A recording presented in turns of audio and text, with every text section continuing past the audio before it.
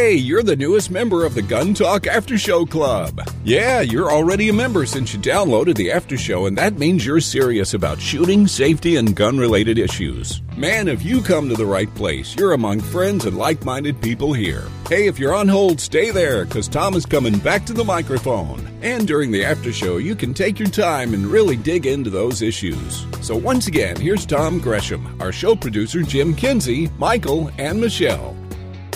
The after show comes, as you might imagine, after the regular show because, well, you know what? Because we want to, guys. And they, you know what? And they can't stop us. So there. Michelle, Jim, you're here. Hello. It's the magnificent trio today.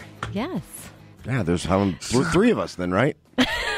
That's very good. You didn't even have to take off your shoes to count that high. That's great. Calculator app on my phone. Oh, cool. All right. So, Michelle, just as we were going into the show here, you were singing. Would you like to continue? No, I'm good. We'll keep the callers with us. You don't want to run them off? No. They had questions. They had important topics. It was good. Seriously, have you done singing before, professionally or anything? I told you in my previous life, I was a backup star. Your backup singer, right? Yeah. Doo-wop. So did you really sing seriously? No, I have not. No, but you sing real well. So well, thank you. I wouldn't be surprised if you said, yes. So there you go. And besides, we all sound great in the shower. That's Something right. about the acoustics in there. Shower in church. Can't go wrong. Did you say shower in church? No, I said shower and church. Oh, I was going to say, what kind of churches do you have there? So progressive. Yeah, that's right. And we don't even talk about the snakes, so it's okay. It's all good. Oh, my goodness. Sometimes it takes a while for the show to fall, apart, but we just start off that way. Yeah. That's right. It's gone. That's just not there anymore. On the upside, we can't go much lower. This is, I don't know. Don't throw out a challenge. Come on. Setting the bar pretty low. There you go. I do want to get a couple of callers in here because they've been patiently or maybe not so patiently waiting. Let's talk to Richard in Carson City. He's on line one. Hey, Richard, thanks for your patience, man. Hey, thank you very much. Hey, I wanted to just comment on, I'm actually here at Walmart right about what the earlier speaker there. They deliver ammo on Tuesday mornings only to Walmart where I'm at in Carson City area and local areas. And if you're not there early in the morning, you're not going to get any. The other thing is that I don't see that the ammunition has gone up that much. I pick up a block of 40 rounds. They're 100 block, and they're $32. I think that's a pretty good price. And I do it like you were saying. Rounds I pick up. Wait. Are you saying you're getting 100 rounds of 40 cal, 40 Smith & Wesson for $32? Correct. That's not bad. I thought it was good. Yeah. I used to buy a lot more at a time, but economics have changed. So, but now I'm picking up at least one block of 40s every month on payday and 100 rounds, and so I'm building up my supply. But I like to shoot a lot, so I've got two 40s. I got a Glock 40, and I've got a M&P Smith Wesson 40. So, I need a lot of 40 rounds. And, hey, Richard, have you ever thought about taking up reloading? I have, yes. As a matter of fact, as soon as the finances are a little better, I think they're going to pick up pretty soon. I'm planning on buying a reloading system, yes. Are you picking up your brass right now and saving it? Oh, yes. I pick up all my brass. I'll look for 20 minutes to make sure I found it all. And I shoot off the end of my property. So I'm into BLM, and I back up to it. My property, 5 acres, and so I shoot off the back of the property. So I pick it up off the desert there. I got a tip for you then. If you're shooting in the same place all the time and you control the place, if you're going to be standing in the same place, get yourself a cheap tarp and spread it out in the drop zone where the brass falls. And then when it's time to pick up the brass, you just pick up the four corners of the tarp, and it all comes together, and now it makes brass pick up nothing. That's a great idea. I didn't even think of that. Perfect idea. Yeah. It comes from an old brass scrounger here, let me tell you. Well, that's cool. And you will save, once you get over the initial cost of the reload equipment, the savings are about 40 to 50%. Now, here's the other thing. Now, this gets ugly, and Michelle, you can help us out here. It's hard to find the components for reloading these days. Powder is almost impossible. Primers have adapted a little bit, but the availability on powder is rampant. One time you'll have maybe, some IMR powder and you get 3 or 4 cans of it and it's gone. And then, you move on to the next one. So there's nothing that's constant and available at all times. Well, you know where it's going? It's all going into loaded ammo right now. Right. Yeah. They're not parting with much. And, I get people's frustration with the ammunition. And on our side, we have it too. You want to make sure that you have what you need to accommodate ranges or classes and regular public. And it's a fine balance to dictate yourself, Oh, now, that's something I never thought about that. You just brought that up. You guys have a gun store, but you also have a gun range. So you need to have you have rental guns, and you need to have ammo available for people who are going to be using your range. Because if people don't have any ammo, they're not going to use your range. So you really have multiple areas that you're having to watch out for. Absolutely. And we don't try to hold anything back. Everything that we have, we try to put in front of our consumers. And I know people get frustrated. You've had some calls, where you limit, maybe it's especially on 22 ammunition, where you try to limit how much can be purchased at one time. But, it's to try to appease all of the people that are coming in instead of 1 or 2 people that come in, because they would buy everything that we had.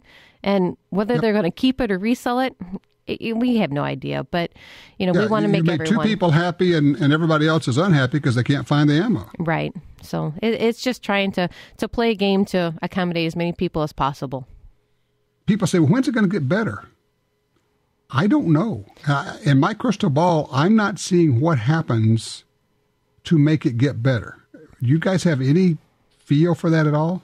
Well, I think we can see from, last summer when we were talking about trying to find Smith & Wesson shields or the XDSs or XDMs, we had a hard time coming up with a pistol supply.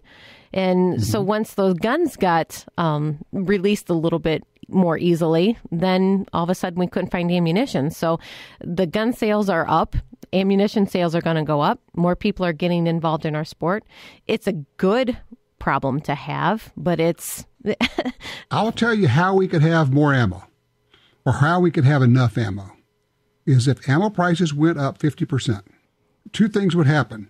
Some people would buy less ammo, but also if the ammo companies could sell their ammo for more, they could bid more for the commodities, the materials they need. They could get more of them, and they could turn out more ammo. Kind of a weird idea, huh? I don't like it, but just you think about it, you go, well, just playing in the whole economics game. This is not a what's good for shooting or anything else. This is just how would you get more ammo? Well, if they could sell it for half again as much as they're selling it for now, then they could go on the open market and pay more for lead and copper. I don't know if they could, the problem at that point might be the powder. I don't know if there's enough powder available for everybody. So I don't know. We may have to go rent us a big old cargo ship, go down to Australia, get some of that ammo they have there and bring it back. Road trip. GUNTALK road trip. Yeah, besides, you like boats. It'd be cool, Heck yeah. Put 6 weeks on a junk freighter full of ammo. Yeah, what could go wrong? Count the ways. We'll sell it. We'll sell it as a cruise, and you can shoot off the back of the ship. So there you go, unlimited ammo. Ooh, for the 25th anniversary. 25th. It'll take 5 years just to buy enough insurance to cover that one. Holy cow, that's such a bad idea. I don't have any idea what to do with that one. All right, let's take a little break here, and then we'll come back because I know we have some other cruise plans to make. We'll be right back.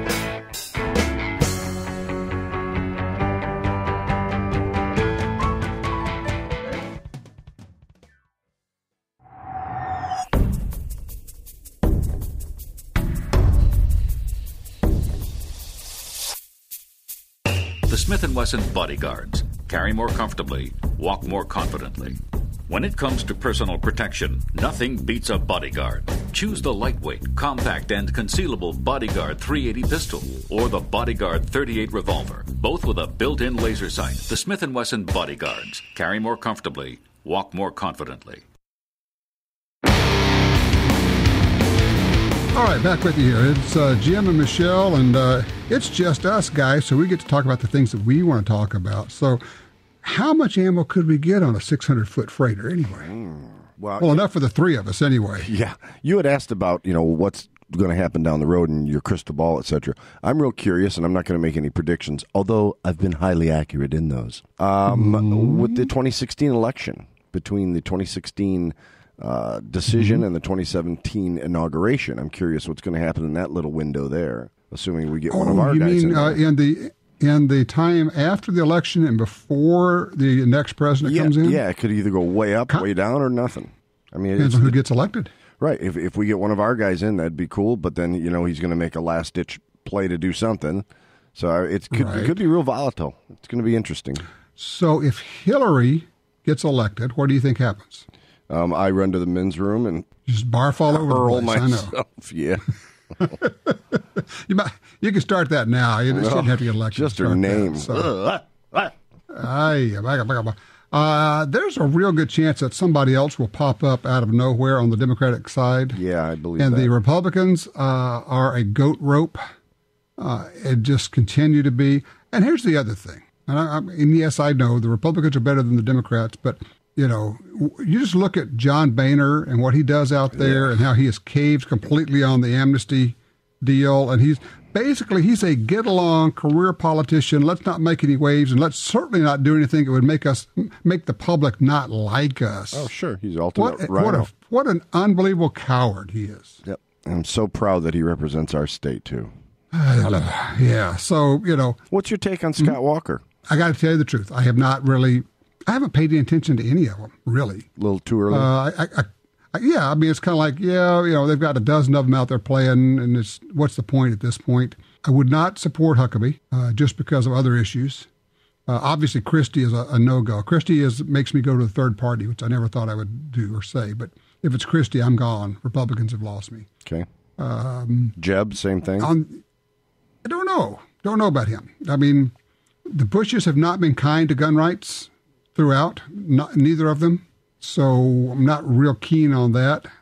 At the same time, he may be he may qualify as a clothespin vote.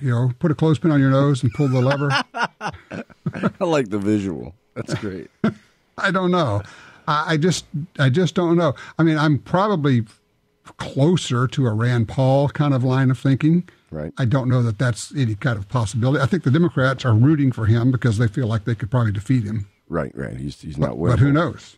Let's see. Oh, we have to talk pistol shooting. Because I was when I was out at the range Friday with the GT20, this pistol I spec'd out with a fiber optic front sight. And I will tell you, I've used them before, and every time I shoot a pistol with a fiber optic front sight, I realize how much I like them. Just the thing just glows, it just pops with light. It's incredible. And I'm just curious, in the store, Michelle, do you see many pistols coming through with the fiber optics? There's actually quite a few that are being manufactured with the fiber optic, and people seem to notice the front sight more so, or it's one of those things, you either like it or hate it type of a presentation.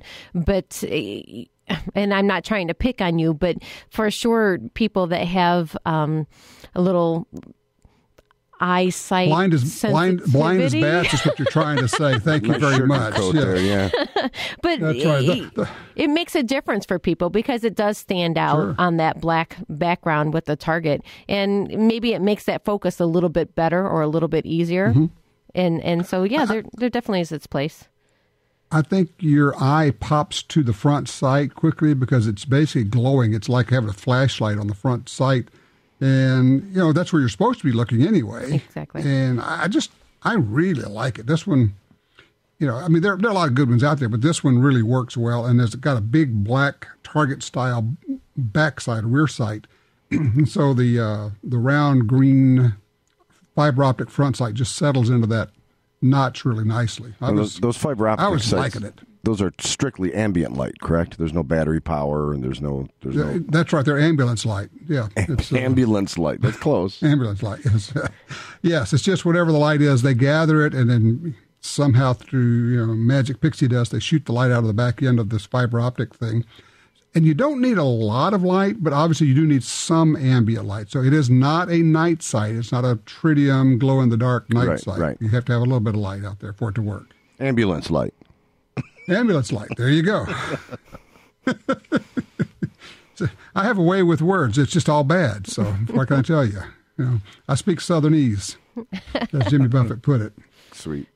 So it looks like in Texas, the open carry of handguns is inching along.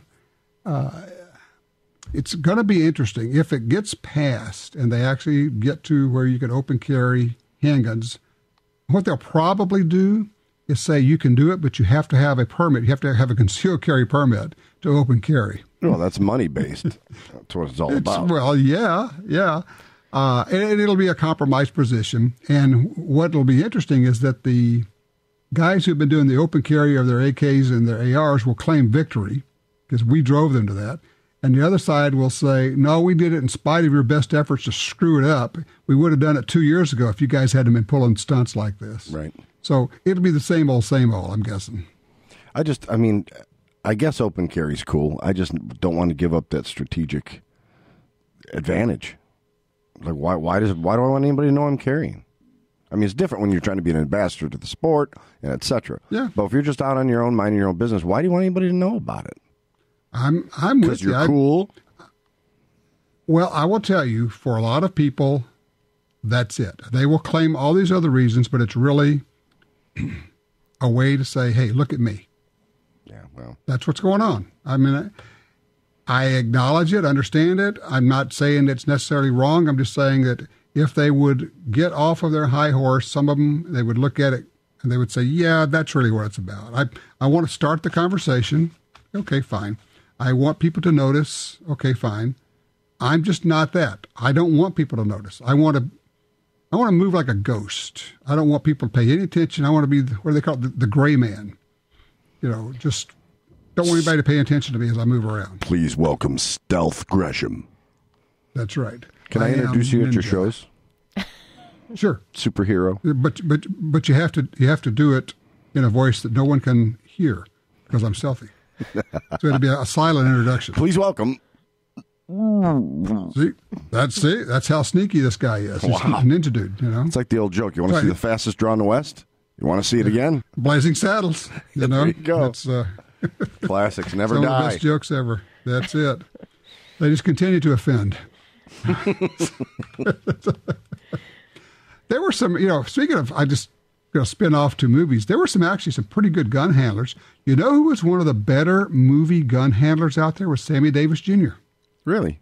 Yes. He got with, I'm pulling a blank, Mel somebody. He was the guy that all these movie stars would go to learn how to handle their six guns in Westerns. Okay. And Sammy Davis got to where he could twirl and do all fancy stuff. Stupid stuff, but it was movie stuff. And but he got really good at it. I never could buy into Sammy Davis as being a Western cowboy guy in all those movies. But, when the Rat Pack was doing that, they did anything they wanted to.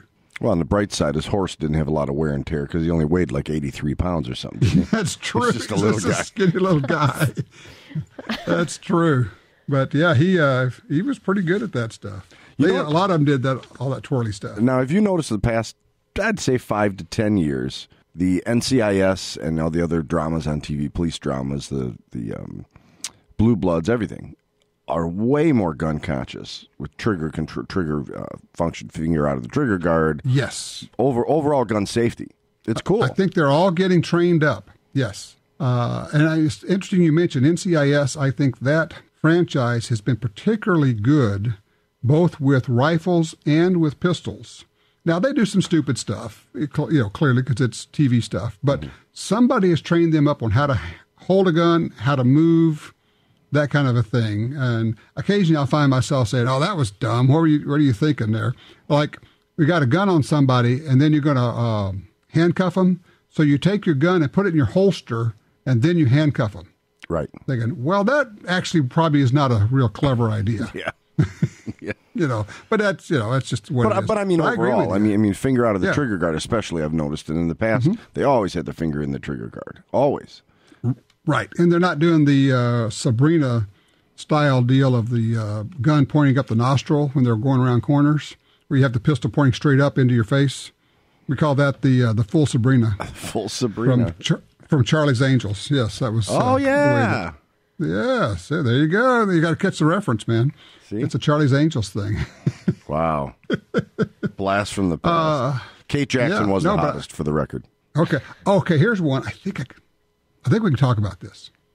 NCIS New Orleans, obviously being filmed in Los Angeles. No, it's being filmed in New Orleans, just outside our doors, basically.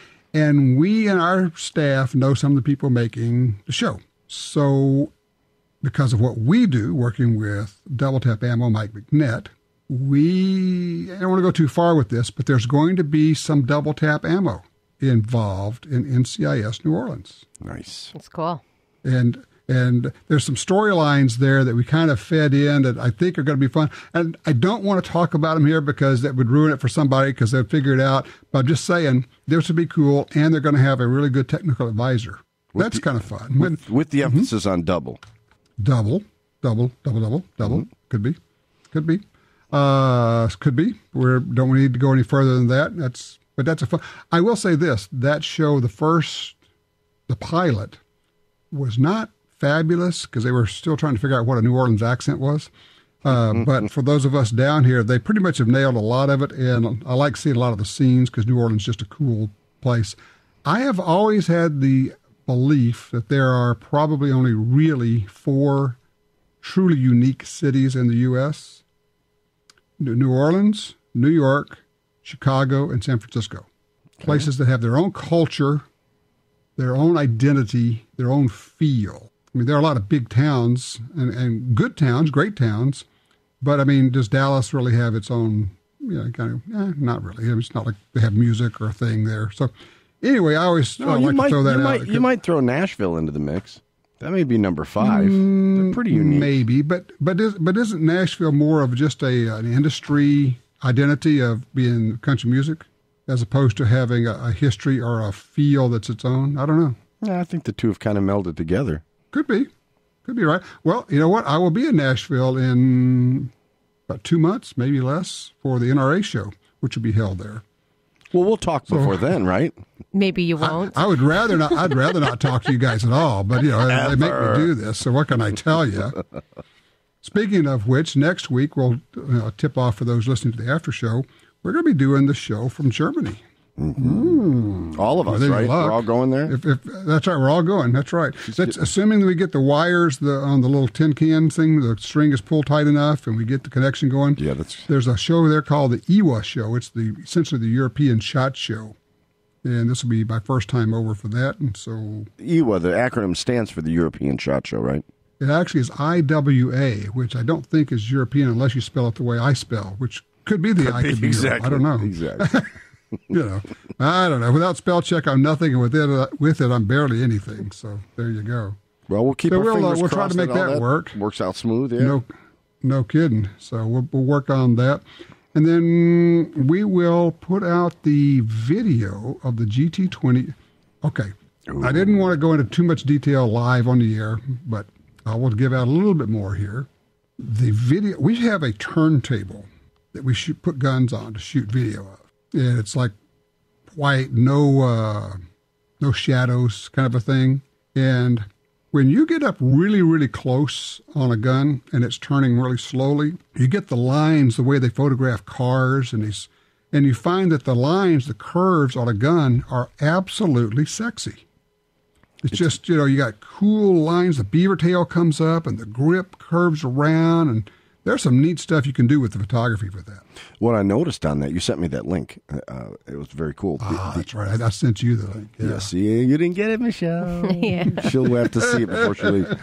The slide grips are cut both ways. Oh, the serrations on the slide. Serrations, that's right. I was thinking striations. I'm like, no, that's in the bullet.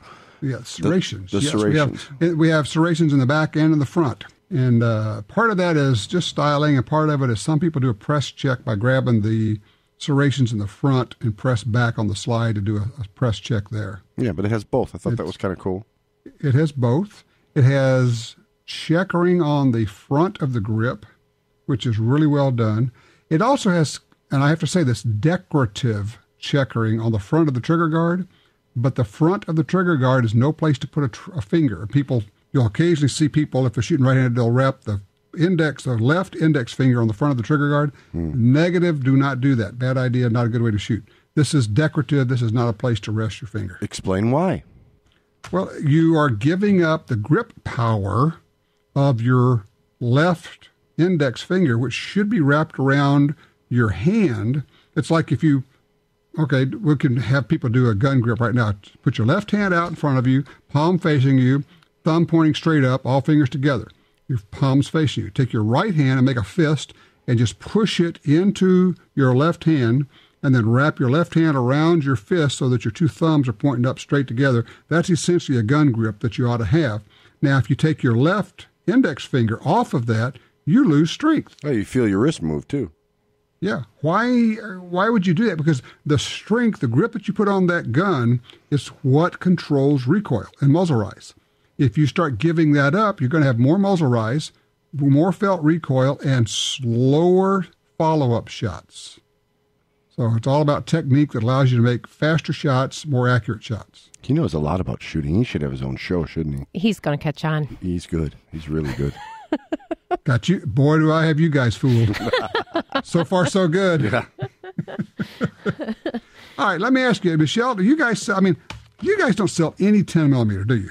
Nobody sells any 10 millimeter ammo or anything else. Actually, we do keep 10 millimeter ammunition in stock. Really? Yeah, well, mostly because Jim Kenzie comes in. No, I'm joking. No, there are other people that have 10 millimeters, and that's a caliber that actually my mother-in-law liked when it came out as well. So we try to keep all of that on hand. We don't just keep the usual in. We try to keep the stuff that everybody looks for, those one-of-a-kinds. That is where the price increase, that's where you're going to notice a lot of it on some of those oddities. Yeah.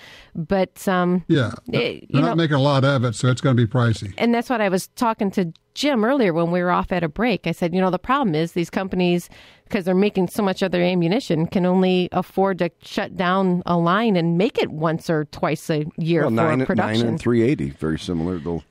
Right. Same line, right? Right. Yeah. So, it's going to be a little bit more. And, like we had a caller said, consumer of the companies making the ammunition is going up. So the cost for, everybody goes up. Well, they probably make more 9 millimeter in a day than they would make 10 millimeter in a year. Oh, I'm sure. Oh, yeah. Unless you keep coming up with 10 millimeters and giving them a reason to, make more.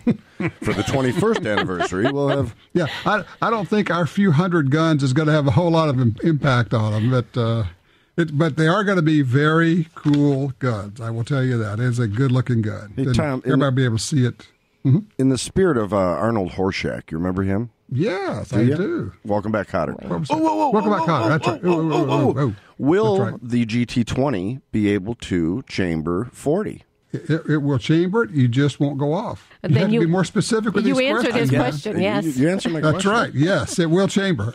Right. Here's the problem. The 40 millimeter case, same diameter, the 40 millimeter case is shorter. And I don't know of any 10 millimeter that you can shoot 40 in. You could swap a barrel out and put a 40 caliber barrel in there, possibly. I'm not saying people could. Because the head spacing is different? The headspace is on the length. Its headspace is on the mouth of the case, so that what's going to happen is if you put a 40 into a 10 millimeter barrel, it will go in, but it just keeps going in so far that the firing pin won't reach the primer. Gotcha. Okay. So it's an absolutely safe. It's a very safe load. Think of all the money you save on ammo costs. This is true. I just keep and all the malfunction drills you'll be able to do. Train. That's right. Click rack. Gee, why don't you guys wear hearing protection anymore? Well, what's the purpose? Don't have to. Yeah. And for anybody who doesn't get it, we are joking. Please do not put 40 cal in your tin. It probably won't go off, but if anything goes wrong, don't blame me. Don't do that. So just don't. I'm glad if you want to shoot 40, there are like a gazillion people making 40 caliber guns out there. So lots of those around. I wouldn't be surprised if somebody didn't come up with aftermarket barrels. Now, here's the other issue is it might not feed. The issue could be with the magazine and with the feed ramp and everything. The longer cartridge versus a shorter cartridge, it might not feed right. So, there are just a lot of reasons that it might or might not work. And it's very interesting. When I talk to people who design guns, I've had 2 or 3 of them say the biggest challenge is designing the magazine. Really? And you just think, what? I said, oh, yeah, the magazine is the problem. That's what determines whether this gun runs to a large extent.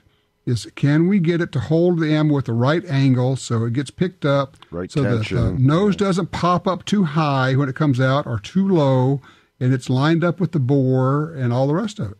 Wow, never even thought of that. I know. And the first time, in fact, it was the guys at Olympic Arms that told me that. The first time I said, what, really? Seriously? They said, oh, yeah, we spend as much time designing the mag as we do the gun. Well, that makes sense when you think about it, because most of your malfunctions are mag-related. Yep. So, I mean, it kind of goes hand in hand.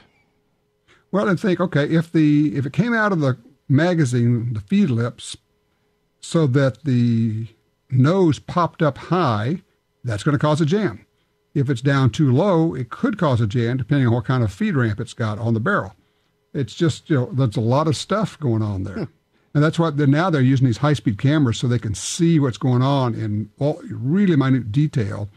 And they're watching these things as they're firing them and seeing, what's picking up what's moving, and that kind of pretty detailed stuff. That technology combined with the CAD CAM stuff that's come around the past 20, 30 years has, even inexpensive guns are high-quality guns nowadays.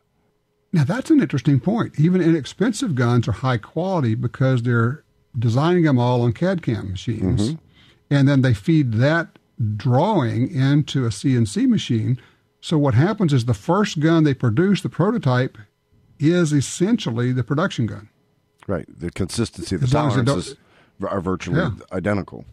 Interesting. Well, along those lines, the guys at Smith & Wesson told me, they said, our regular barrels now are better than the match barrels we made 15, 20 years ago. Really? Are just stock barrels, just because of that, because they pop them into a CNC machine. And they said the barrels they make for the M&P, which is just a duty gun, right? Just a service gun. They say these are more accurate than the match barrels that we used to sell. They said we don't even sell match barrels anymore because we can't make them any better than the CNC machines pop out. Case in point. Yep. So another reason why your firearm sales and costs increase is they get better and better technology put into use. You get a better firearm. It all equals out. Well, that's a good point. You do get a better firearm. There's no doubt that the guns we're buying today are so much better than what we had 20 years ago. High point. If you don't believe it, go pick up one of those zones.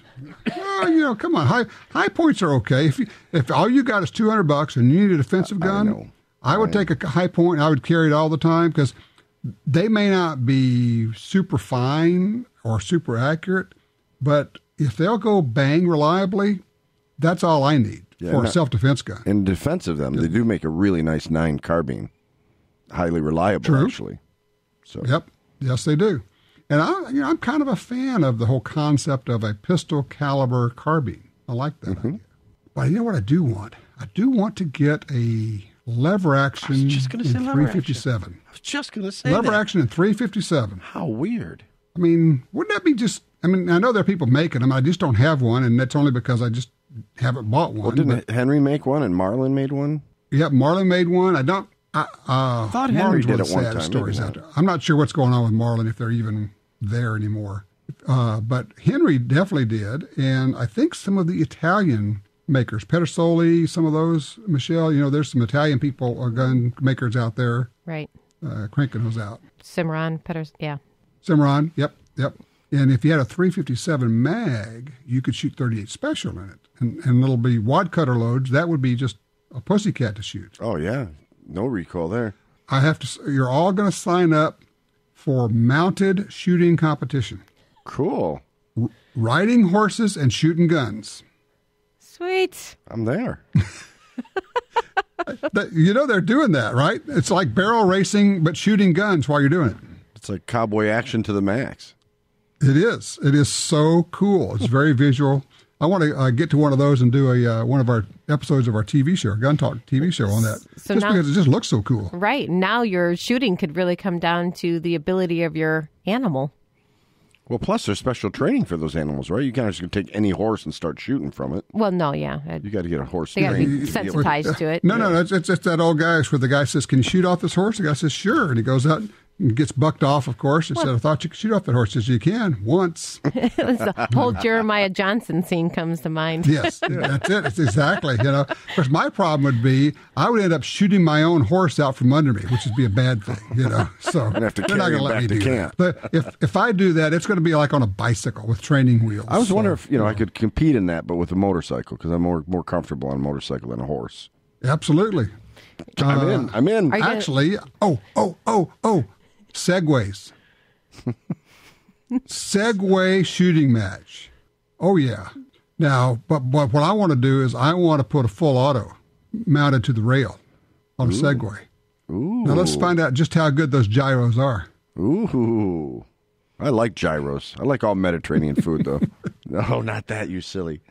Michelle, would you reach over and just slap him for me, You know what? please? I wish I could reach him. Why do you think we have this glass in between us? To protect me. I'm throwing that's right. things at him. Yeah. We're going to send you a slapogram. Be a man. Send a slapogram. Our marketing phrase. He's got to humor himself. Oh, That's right. that's right, because nobody else will put up with him. What are you going to do? Well, you get to eat sauerkraut next week and Wiener Schnitzel. I thought I would take some light beer over there to teach them how to make beer in Germany. The third graders would be going, "What's this?" Yeah, really. It's training beer. That's what it is. All right, well, we'll do that. We'll talk about some cool European guns as well as some other stuff, and then we'll keep following this ammo debacle. We'll just see how this develops. I hope that Congress takes some action. I hope that everybody writes in, because you can just do a little search, any online search with Google or DuckDuckGo or something. You can find the form where you go to fill out your comments on it. Maybe we can put a stop to it, but then again, you've got an attorney general and a president who don't seem to care what the laws are. They just do what they want to do, and then they essentially turn around and say, "So what are you guys going to do about it?" Well, it'd be nice if we had Republicans grow a pair, too. Be nice. Yeah, no kidding. So that's what we're going to find out, is what are they going to do about it? And if the answer is nothing, then why don't next election, let's throw all those bums out. No argument. Buy ammo. Buy lots of ammo. Drive the price up. It's the American way. Be well. Travel safe, buddy. All right. Bye, guys. Bye. Hey, we appreciate you listening to the Gun Talk After Show. Be sure and tell your friends, and remember, everything Gun Talk is available 24/7 at guntalk.com. Be sure and join Tom, Jim, Michelle, and Michael for another Gun Talk After Show next week right here